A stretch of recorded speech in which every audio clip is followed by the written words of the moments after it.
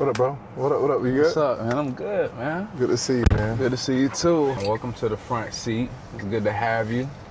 Appreciate you, bro. You know, why don't you introduce yourself? What's up, bro? My name is Will Sweet from Jacksonville, Florida, a.k.a. Duval.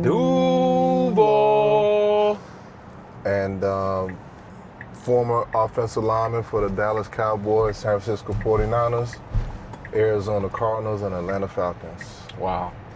You play for a lot of teams. Yep, Cardinals, Cowboys, Falcons, 49ers. How was that? How was it playing for all of those teams?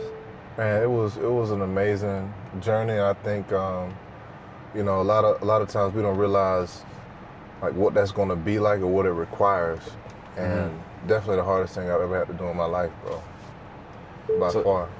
You know, just getting comfortable living out of a suitcase, basically, right? Because you've been on those many teams and how many years of playing? I basically was on a new team every single year, bro, to be honest with you. Exactly. And that process. Think, for me, that was probably the best and worst thing about it is because, like you say, you're kind of living on standby, you know what I'm saying? Yeah. Like, I always had one-year deals. Which isn't a bad thing. It's just, you never know when you are going to be uprooted to another city, another team, another NFL family. I always tell people it's almost like, imagine you work at Subway and you go on to work one day and we're trading for a third round pick to Pizza Hut. Right. Like today. Like pack all your stuff up. Like right now. We don't want you anymore. Right. You know what I mean? You got that clear plastic bag. Yeah, garbage just bag. like, It's like, damn. I try to get people to understand, like, imagine, if you go into work one day and, like, your whole key is off and, like, you're fired, basically. Yeah. And you got to go home and explain to your wife and your kids and your family, what happened. And they're not going to really understand it, especially, a kid that's just made friends at their school and then they're leaving them. You know what I mean? So it's tough. It's a tough conversation to have for sure. Yes, I played on 3 NFL teams and 2 CFL teams, but even then, living out of a suitcase is like, you just never know when your last day. I remember feeling like, being on a practice squad at times, it's like that Tuesday. Right. On Tuesday, they got guys working out and somebody might be going home. Every week. Every single week. Trying to take your job. Somebody's trying to take your job. So, and you were one of them working out for teams and you replacing somebody. Yeah. Right. Yeah, I guess it goes both ways. You take some jobs, you lose some jobs too, huh? Exactly. There's a time during COVID where, people were just losing their jobs left, right, and center. And everybody was just stressed out. And I remember somebody seeing somebody posting saying, like, now you guys know how athletes feel. Now you guys know how, and like us as football players feel. Like your job is on the line every day because, it's sudden change. That's what we're used to. But the normal average person doesn't really realize that in the corporate world. It's happening more and more now. COVID, though. Yep, exactly. With all this AI stuff coming out, work from home, a lot of companies like, we don't really need this many employees. Yeah. Because we're getting the job done while y'all at the house. Your sport, your career, your business, whatever your path is, your money needs a plan. I help athletes and everyday people build strategies that keep working long-term after the spotlight or that 9 to 5. Please DM me at Smitty4 for more. So y'all go ahead and y'all stay at the house. Y'all find something else to do. Right. So that's the world that we're headed to, man. This AI. I mean, you talking about this Tesla that we're in? Yeah. I mean, it's literally an autopilot right now. No. Nah, I'm driving it. Are you driving? Okay. We could just. Yeah. I don't even know. I prefer you keep your hands on it. It look like you don't know how to operate autopilot. Not yet. I know. Not yet. I'm familiar with a couple of Teslas, so I know. Exactly. You don't look the most experienced. I don't. You got to teach me with your autopilot skills. No, you definitely gotta teach me about that one, and we'll get into that now. I mean, speaking of you knowing a lot about Teslas, tell everybody what you do. So pretty much, I have a fleet of 38 vehicles currently, and we only work with Uber drivers all over the country. So we're in Jacksonville, we're in Miami, we're in Atlanta, Georgia, we're in Boston, Massachusetts. And pretty much the only thing that we do is we provide solutions to Uber drivers that don't have vehicles themselves that want to drive and make money on Uber. So we're in an economy right now where a lot of people just don't have $30,000, $40,000 cash to buy a brand new car or a used car, right? That's just not the reality of the United States right now. Or people that have the credit to finance their own vehicle to drive for Uber. So that creates a big problem. If I'm a driver, don't have a car, I don't have $30,000 in cash, don't have good credit, but I still want to drive for Uber. We provide solutions for people like that want to drive for Uber, that can rent the cars from us at a reasonable and affordable price daily or weekly, and they can drive and make some money on Uber. That's what we do. That's a lot of opportunity for somebody that can't afford, a car. Sure. So one, you're creating opportunities for people, and two, you're generating some income. So let's touch on that. I know you have an investment opportunity when it comes to these Teslas. So talk more about that. So we pretty much have two core offers. We've got a high ticket and a low ticket. And how that works is our high ticket is our passive income opportunity for people that are accredited, non-accredited investors. These are 9-to-5 employees. This is for investors that want to get a 20% return on their money in 8 months. They invest into our fleet. We do all the work. We get all of the cars. We manage all of the renters. And we just give them a portion of the proceeds based on the car's revenue. Okay. That's our high ticket, right? Pretty much for every $5,000 invested, you get $25 a day in passive income, or $175 a week, or $750 a month. Well, you could say, well, $25 a day isn't much, but you got to keep in mind you're not doing anything to get it. Not a damn thing. And it's also 20%, right? Some people don't even get that in a year. Yeah. And I will compare our program to what their savings account is earning them, which is like 0.000000001. Right. Right. So you got to realize that the bank, every time you put money in the bank, like they're lending it out to other people through loans, auto loans, house loans, mortgages, lines of credit. Like they're basically using your money to make money. That's what the bank does, right? So we're allowing people to come in, giving people an opportunity that want to generate some passive income without doing any work by investing into our fleet. So we grow and scale the business, and we give them a portion of the proceeds. Wow. But the low ticket is we have a VIP coaching program, right? So if you're like, look, I don't have the $5,000, I love it, I want to do it, but I just don't have the 5K or 10K or whatever. But I want to learn how to do this business on my own. We have a VIP done with you program where we teach you step by step how to start your own car rental business, how to find your own leads, how to find your own Uber drivers that's going to pay you every single day for the car, how to automate the business, where to park the car, what type of insurance do you need, all these different things that people have questions about, like how to get started. We have a VIP coaching program teaching you step by step. Why? Because we've already done it. We're doing it right now. Sick. And on top of that, we have our done for you program and our VIP services, which basically means we'll buy the car for you, we'll have the car shipped to you, and we'll even find an Uber driver completely done for you, where they're going to pay you every single day. Oh. So we've got high ticket, low ticket. We've got a done with you option where we teach you step by step, and then we got a complete done for you where we build out your car rental business completely for you. So you're teaching people entrepreneurship along with your own business. Correct. So it's deeper than just the actual car business. I mean, any business has 4 basic principles, right? You got lead generation, which is basically where you generate leads. If you don't know what a lead is, turn on your TV and watch a show or watch Netflix or watch YouTube, and you'll see commercials. If you're interested in the product, then it would lead you to call them. Right. Right? Now, on their side, you're considered a lead because you are inquiring about something that they have to offer you, right? After that is lead ascension. Pretty much what we call upsells. This is why candy, Gatorade, water is at the checkout line at the grocery store. Because, you come to the grocery store to get your groceries, your toiletries, your shampoo, your conditioner, all of that, but let's put the snacks and the beverages right at the checkout line so you can, and the gum, right?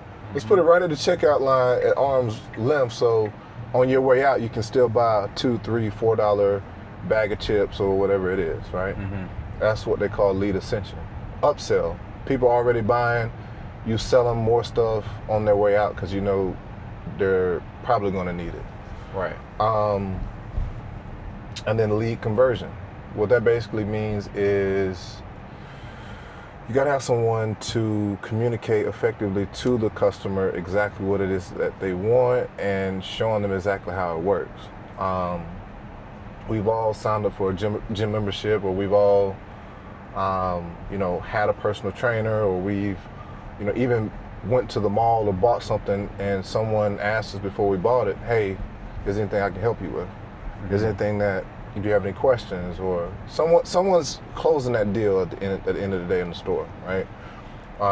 We show them how to ask certain questions to get certain results. For example, we only do long-term Uber drivers. So on our sales team, when our phone rings and you're like, hey, I'm interested, I just saw this Tesla, the super cool Tesla, can I rent it? Absolutely, you can rent it. But let me ask you a couple questions. Are you using this for rideshare purposes or personal purposes? If the answer is personal, then I'm sorry, but we can't help you. Why? Because we only do rideshare. We only do Uber drivers and Lyft drivers and Grubhub and anything related to rideshare. So you got to be able to qualify, convert, and close the client based on what it is that you have to offer and how you can best help them. And you can't help everybody. Right. And then lastly, you got lead retention, which basically is, if you don't know what lead retention is, basically check your mailbox on your email and look at your spam folder. And that's everybody sending you emails and follow-ups and giving you like membership reward points and like basically beg you to come back. Because they never want to like see you go, right? Right. A lot of monthly revenue recurring businesses like Netflix have services like this where they never want to see you go.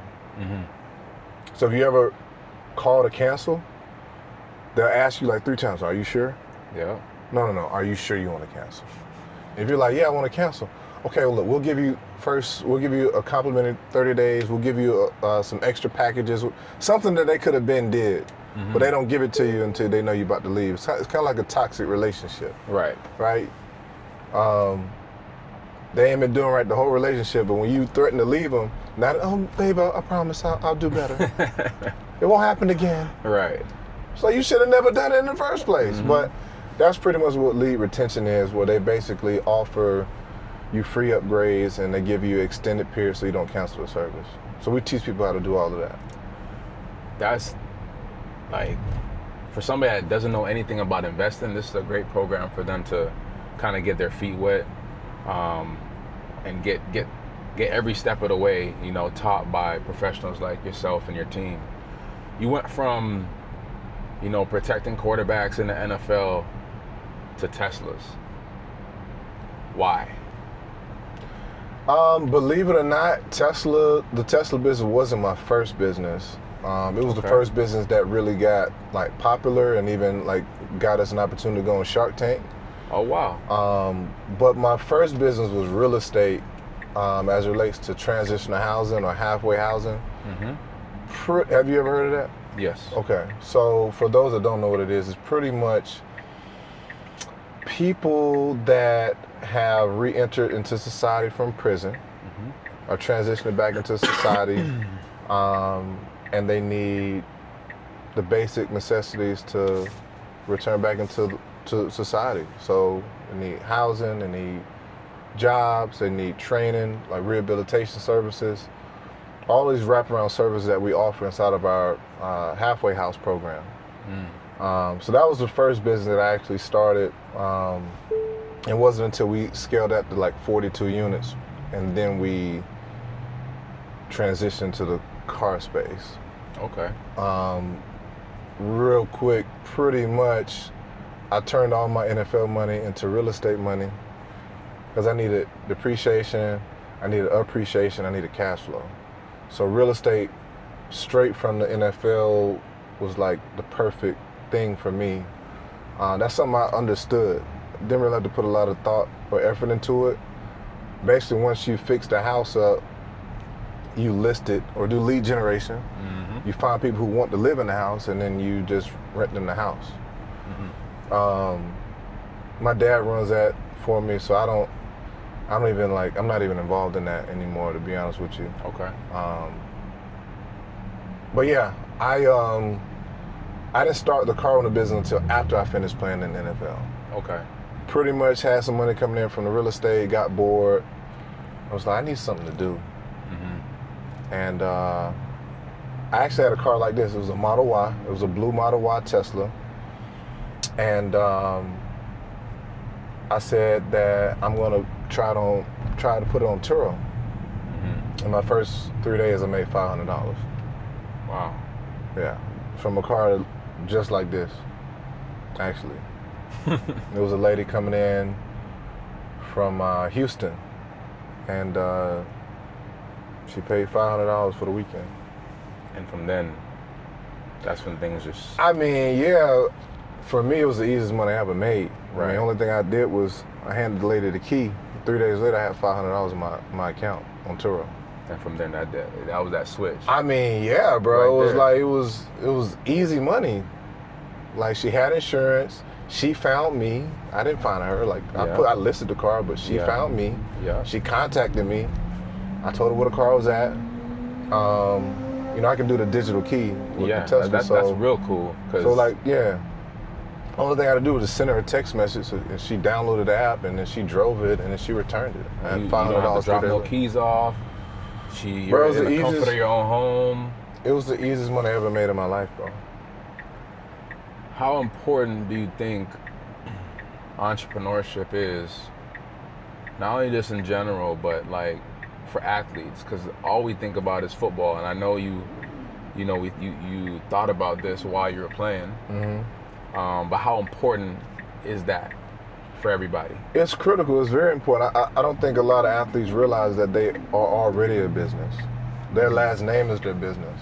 How you perform on the field, off the field is your business. How you treat your family is your business, right?